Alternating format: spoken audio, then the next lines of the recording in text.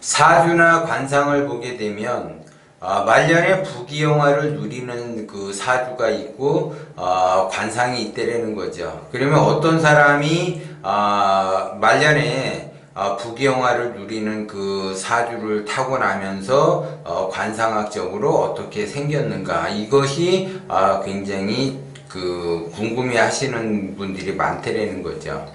상담을 이제 하다가 보면 어디서 이제 들은 풍어는 있어가지고 말년이 좋아지려고 한다라고 하게 되면 하관이 발달이 돼야지 된다, 이렇게 얘기해요. 그러면 하관이 발달이 된다. 하관이라고 하는 거는 턱을 말하는데 턱이 굉장히 잘 생겨야지 되는데, 하관만 있다고 해서 되는 것이 아니라 이 턱이 코를 바라봐야지 돼요. 그러니까는 턱이 코를 바라본다라고 하는 거는 약간 주걱턱 형식으로 돼야지 말년에 좋다, 이렇게 보는 거예요. 그런데 턱만 가지고 말년에 좋아지느냐, 그거는 아니고, 턱도 이렇게 그 코를 바라보면서 코가 조금 튼실해야지 돼요. 코가 튼실하다라는 거는 뿌리가 있어야지 된다는 거죠. 그런데 대부분 하수들은 코는 큰데 뿌리가 약해요.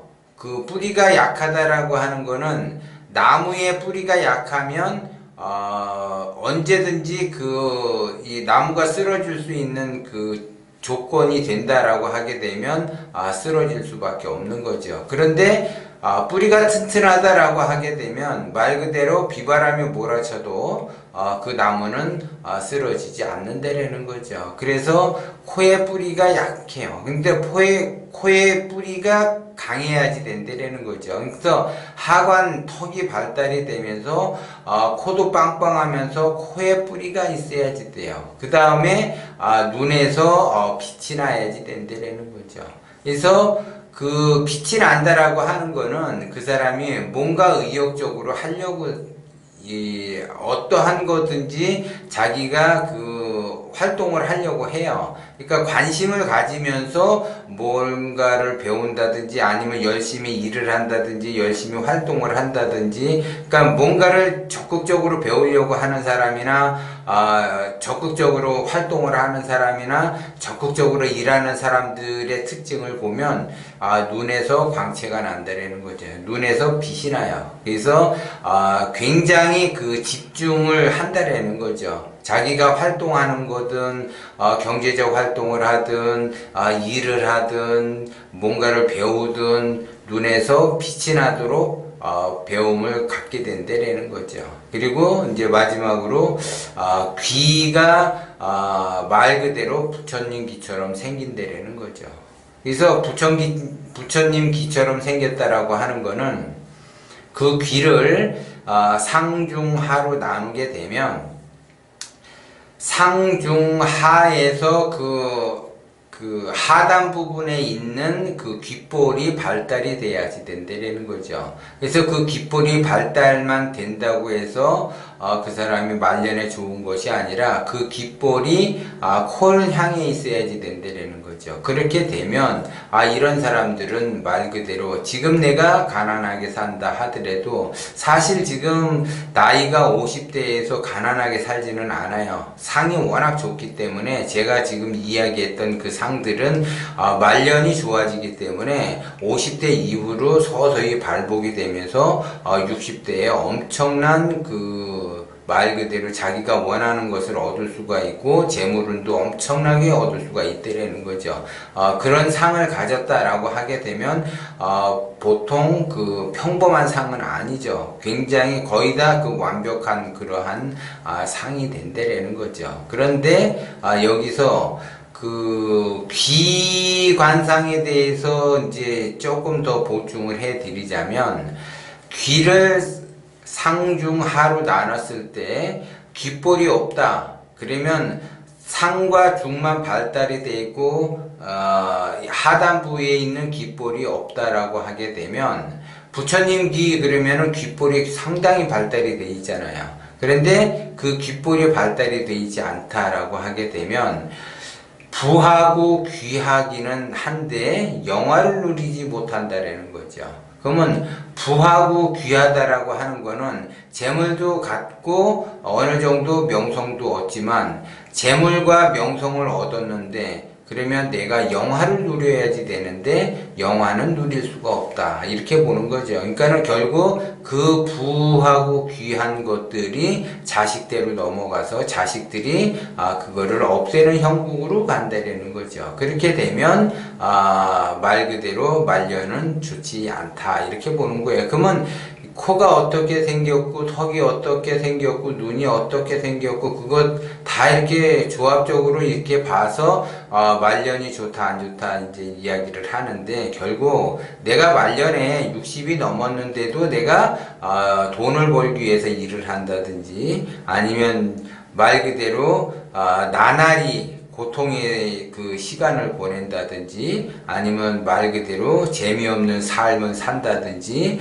아니면 불행한 삶을 산다든지 한다라고 하는 거는 말년이 굉장히 좋지가 않다라는 거죠. 그러면 그 사람 당사자가 말년이 좋지 않다라고 하게 되면 그 자식 또한 나를 돌보지 않고 그 자식 또한 되는 일이 없기 때문에 서로 각자 인생을 살아가는 거죠. 그러니까 나는 더 괴로움에 빠져든다라는 거죠. 그러면 그 젊은 날에 내가 말년을 준비했다라고 하게 되면 그 괴로움이 어느 정도 사라지는데 젊은 날에 그 자기가 말년을 준비해 놓지 않는 대가를 지금 치르고 있다라는 거죠. 그러면 내가 지금 말년 준비도 안 돼 있고 노후 준비도 안 돼 있고 말년에 운도 나쁘다라고 하게 되면 그거를 그냥 그 상태에서 내가 그렇게 받아들이면서 살아갈 것인가? 그게 아니에요.